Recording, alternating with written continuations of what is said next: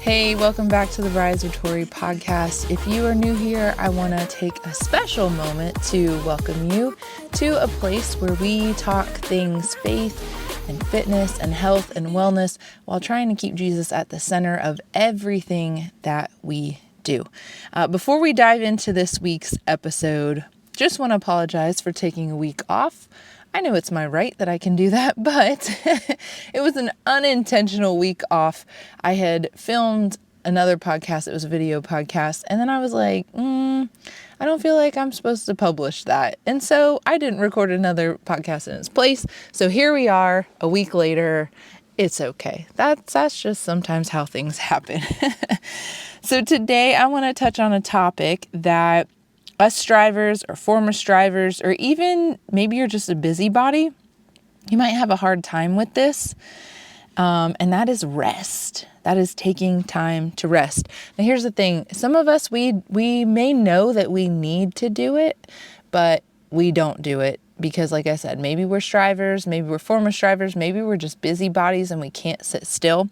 But today I want to look at rest from both a physical perspective and a spiritual perspective. Why do we need to rest? Why do we need to take that time to just calm ourselves, to recenter ourselves, and just come back to a place of rest? But before you roll your eyes and turn off this episode, hear me out for just a few moments, just maybe 30 minutes of your time. I was challenged with this recently. I've been challenged with this in the past. And so I'm sure there's someone out there who needs to hear this topic too. How do we rest in a time-crunched culture? In a culture that is hustle and grind and go and do? How do we find time? How do we rest in a time, in a culture that is busy? I don't know about you, but when I say hey to people or try and catch up with people, what is the number one thing that most people say? Even me, I'm guilty of saying this in the past.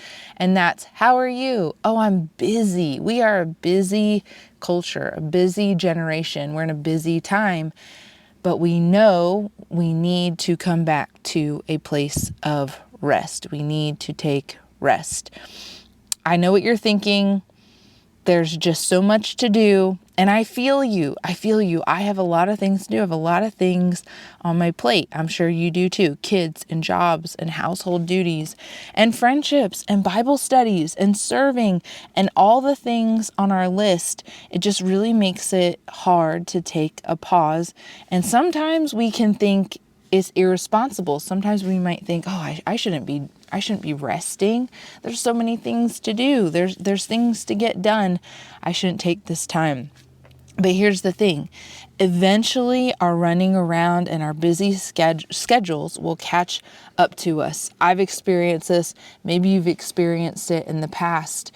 It will eventually catch up to us.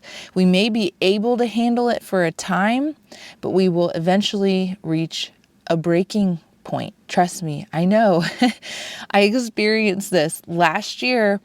I had a hard time. I had no margin.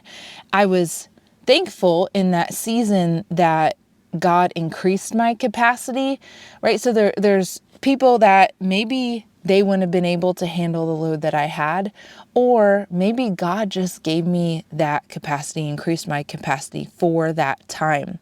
But I had to lay some things down in that last year.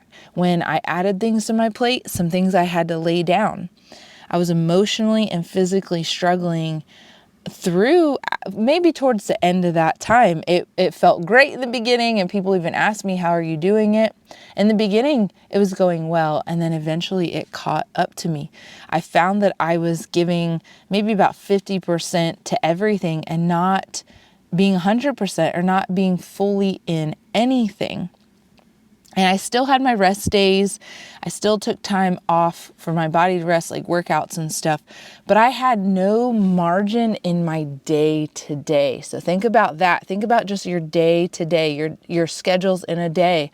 I had no margin in a day to just relax or just seek the Lord in a place of rest. So I want to read a couple verses to you before we dive in a little deeper. First one is Exodus 20:8-11. And this is pertaining to the Sabbath. It says, "Remember the Sabbath day by keeping it holy. 6 days you shall labor and do all your work, but the seventh day is a Sabbath to the Lord your God. On it you shall not do any work, neither you, nor your son or daughter, nor your male or female servant, nor your animals, nor foreigner residing in your towns. For in 6 days the Lord made the heavens and the earth and the sea, and all that is in them, but he rested on the seventh day. Therefore the Lord blessed the Sabbath day and made it holy." Next, I want to read Isaiah 58, verses 13-14. It says, "If you keep your feet from breaking the Sabbath and from doing as you please on my holy day, if you call the Sabbath a delight and the Lord's holy day honorable, and if you honor it by not going your own way and not doing as you please or speaking idle words, then you will find your joy in the Lord, and I will cause you to ride in triumph on the heights of the land and to feast on the inheritance of your father Jacob, for the mouth of the Lord has spoken." So the idea in the Bible was that one day a week people should stop working. They'd attend church and spend time with family and friends and avoid the to-do list with the intention of honoring God. It wasn't just an Old Testament idea. So yes, it was a commandment, but we also see it in other parts of the scriptures as well. New Testament, in Mark 2, verses 27-28, Jesus referred to himself as the Lord of Sabbath. Can't say Sabbath. Sabbath. He explained that we were not created to serve the Sabbath, but that the Sabbath was created to serve us and to help us. Let me say that again. That the Sabbath, we were not created to serve the Sabbath, but that the Sabbath was created to serve and help us. Romans 14 further discuss that everything you do on the holy day should be done to the glory of God. So what does a modern day Sabbath look like? What does that modern day rest look like?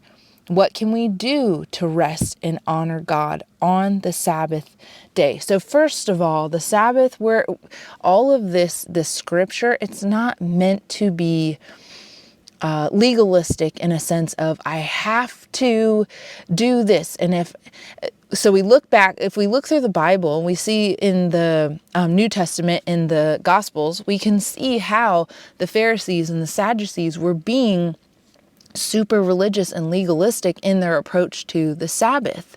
They were scorning people and punishing people for working on the Sabbath, rather than their heart motive behind what they were doing. It was more about the checklist and the do's and don'ts than the heart motive. They even came after Jesus and ridiculed and accused him for healing people on the Sabbath. Okay, so we're not coming to this, we're not approaching the Sabbath in a legalistic type of way, but more of our heart posture in it. What is our heart posture? What is our motive behind the Sabbath and keeping it holy? Okay, so what can we do to rest and honor God on the Sabbath day? So like I said, it's not a legalistic thing, but an obedience that we do because we want to honor God. We want to glorify God out of obedience, not out of a checklist, not out of religion or ritual, but because of our love for God, and we want to honor him and give him his rightful place. I don't think that the Sabbath has to be the same day every week. Some days it's Sunday, maybe some days it's Saturday, maybe it's a Monday. I know most pastors' Sabbath are on a Monday, because they preach, because they work on a Sunday. And so it's not about, like I said, about the legalism of on Sunday it has to be. I go to church on Sunday, and so my Sabbath has to be Sunday. Now for you, it might fall on Sunday because that's just maybe naturally in your schedule. It just makes more sense. You attend church, you kind of relax a little bit more on Sunday. For me, Sunday is typically my Sabbath day where I am not running through my checklist and all the to-dos and focusing on me. I'm trying to turn it to God and glorify Him, even in cooking and all those things that we have to do, still giving Him glory in it. But we'll get to that in a second. But maybe for you, maybe you have off from work on Mondays. Maybe Monday is your day. Maybe Saturday is your day. Whatever it is, look at your schedule. It will naturally make sense, or you'll find a day that naturally makes a little bit more sense to keep your Sabbath day. And then number 3, it doesn't have to be doing absolutely nothing. So a Sabbath day doesn't mean we just are lazy and don't do anything. It means that whatever we do on that day is to honor and glorify God and reconnect with Him and others, and then let our brains and our bodies rest. Okay, so it doesn't mean, oh, it's my Sabbath day, I'm just going to lay on the couch all day. Maybe that is for you. Maybe that's what your Sabbath looks like and what you need. But it doesn't mean that you do absolutely nothing. It just means that whatever you do, you are honoring God. You are glorifying God. You are reconnecting with Him, recharging from a place of rest, and others and other believers. That's why for me on Sundays, it just works better because I am recharging with the body of Christ, coming back together with other believers and connecting with God and connecting with others. So think of things like refraining from checking off your to-do list on your Sabbath. Maybe you study or read the Bible, you kind of get into a deeper Bible study. Maybe even as a family, that's your day to do a family Bible study if you don't do it every day. I know for us, it's busy. It's hard to do it every day, and kids are at sports and this and that. And so we try and find one day a week where we dive into the scriptures as a family and discuss those things. Make meals easy on your Sabbath. Order out or do a crock pot meal. Try and make it easy on yourself where you're not slaving over the stove or having this big elaborate meal. Make it easy on yourself. So you're still doing it. You're still honoring God and serving the Lord through what you're doing, but you're not making it more work for yourself to do. Avoid mindless or stress-inducing technology or checking emails. That mindless scroll, try and stay away from that on your Sabbath. Maybe you go for a walk. Maybe you, like I said, open the scriptures, read your Bible instead of scrolling. Maybe you listen to worship music. Back to the email thing. Those emails will be there tomorrow. We don't have to constantly be checking our phones, our emails. I think we live in a FOMO, a fear of missing out culture. Or if I don't get back to this person immediately, then this consequence will happen. But think about on your Sabbath day, unplugging from the phone, unplugging from work, unplugging from what you have to do, the to-do list, and just be present and just be still in those moments. I try and take Sunday off of social media. Sometimes I get on and just kind of look around, but normally I don't post, so that way I'm not enticing people to come on as well. And I just take a full day on Sunday to just be, to not be on social media as much. I already mentioned this, but you can take a walk or do something that brings you joy or recharges you. So if working out for you or taking a walk is a chore and it's more stress inducing, then I would say maybe skip it. But if a run or something that recharges you, refills you, if movement or a walk does that, then do that. It doesn't mean that you have to completely take off of everything. Now, we will talk about letting our body rest here in a minute. after we talk about spiritual rest. But if working out for you recharges you and refills you, then if that's part of your Sabbath routine, then go for it by all means. But the other options could be a bath. For me, I don't normally take baths. I don't really like baths, especially now when it's hot, but in the wintertime, a nice warm bath feels great. It's recharging. Maybe painting, or maybe a hobby or writing or something that just brings you joy. For me, writing would not be something that recharges me and refills me and brings me joy. That would be stress inducing.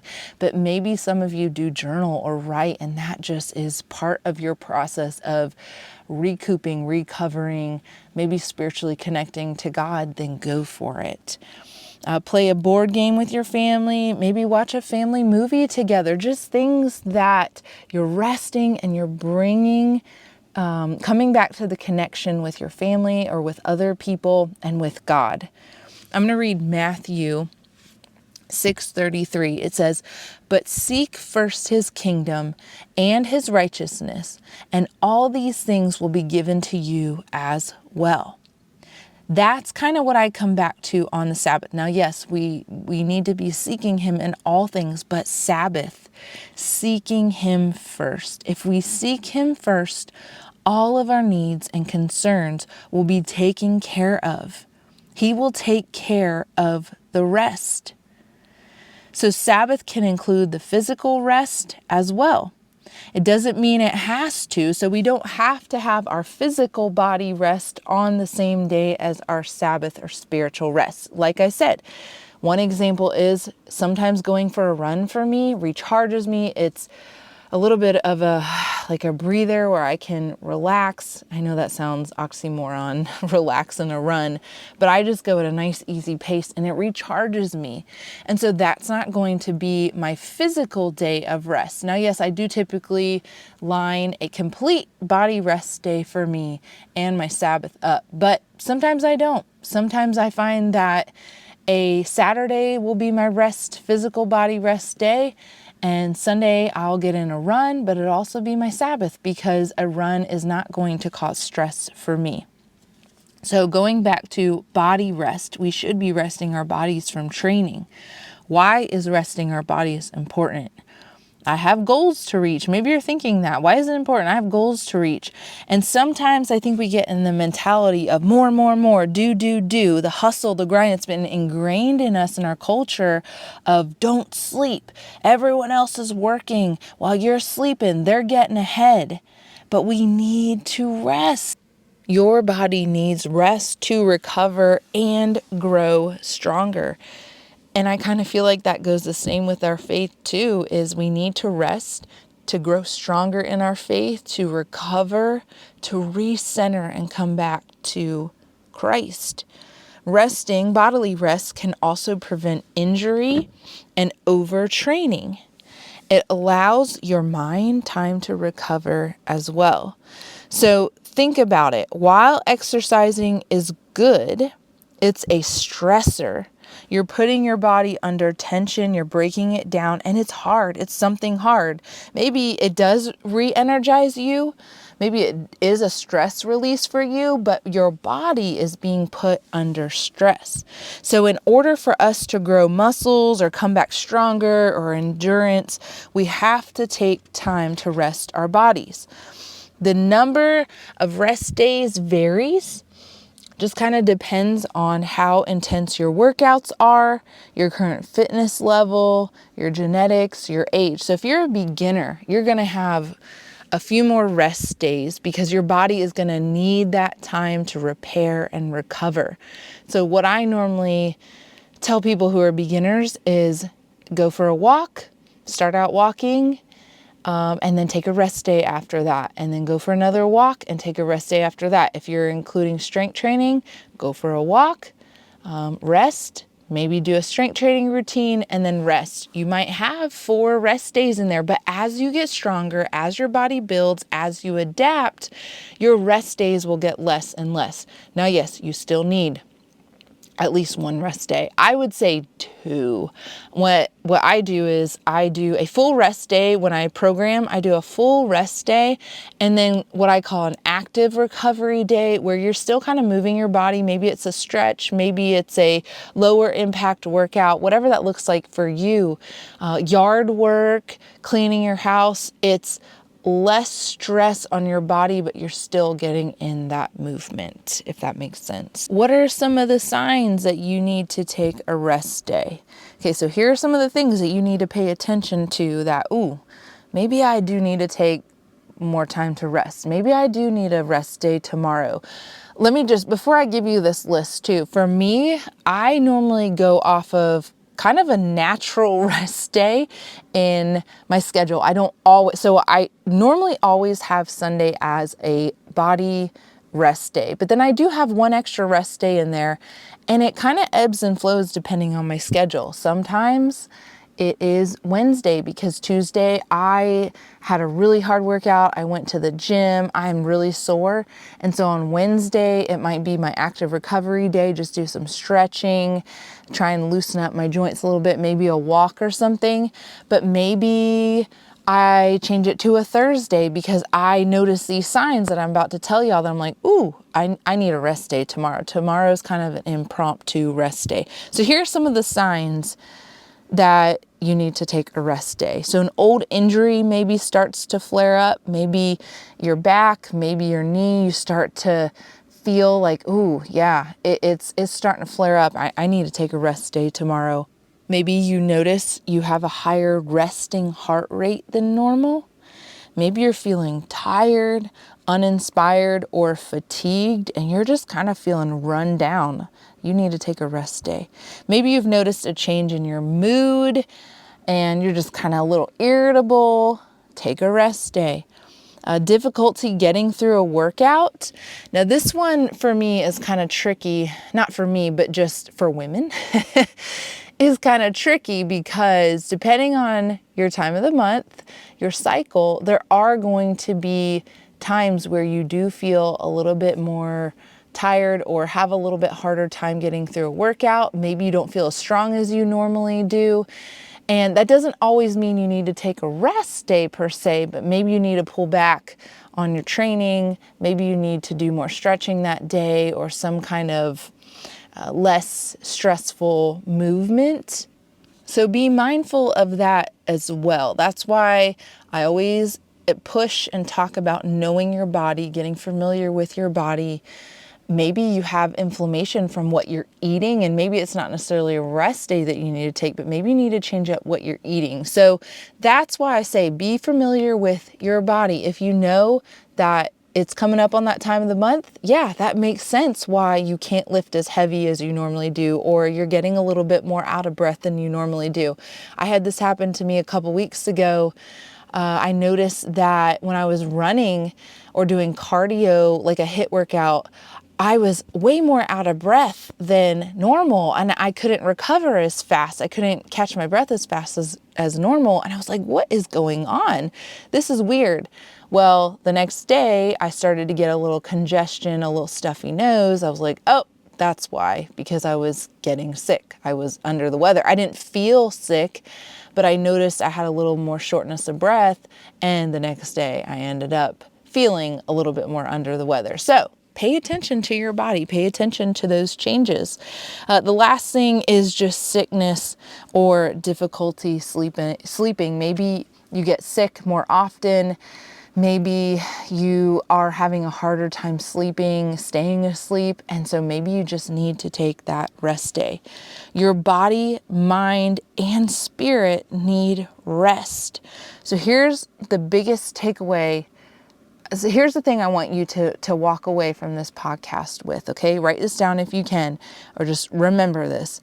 We don't work for rest. We don't work for rest. We don't work so we can rest. We work from rest. We work from a place of rest. We rest so then we can go out and do the things God has called us to do. What can you do on a rest day? You can stretch, walk the dog, or go for a walk with your kids, foam roll, or really just chill. Whatever brings you joy, whatever brings you life and recharges your spirit and connects you with God and honors God, do that. For me, like I said, my rest days go hand in hand with the Sabbath. And so typically I go to church and then I chill on the couch when I get home. Sometimes we do our family devotional on that day. Sometimes we play a board game. Sometimes we watch a family movie night. It just depends on the day. So I want you to remember that you are not lazy if you rest. Okay. I know our culture, I know our society has pushed this mentality of grind and hustle, but you are not lazy. You are not lazy if you rest. Your body, your mind, your spirit, God commanded it, and God rested. God rested on the seventh day. Who are we to think that we don't need to rest? God rested. God designed us to require it and to thrive both physically and spiritually when we rest. Okay? You are not lazy if you rest. Those things will still be there tomorrow. The work will still be there. The emails will still be there. Social media will still be there. The weights, whatever it is, will still be there tomorrow. Take time to rest and reconnect with your Father and let Him recharge you. Let Him fill you so then you can go out and do the work that He has called you to do. We don't work for our rest. We work from rest. All right, y'all. I hope this was a good episode. I hope that it spoke to you and you can glean something from it. If you are enjoying the podcast, please rate and review and let me know that you are enjoying it. Maybe share with somebody. Maybe there's an episode that really resonated with you, or maybe this one did and you want to share it with someone. So get the word out there, spread the good news of Jesus through podcasting, which sounds so crazy to me, but you know, I love that God can use anything. He can use anything to get His message and to get His word out. Okay, y'all, thanks for joining me, and we will see you next week.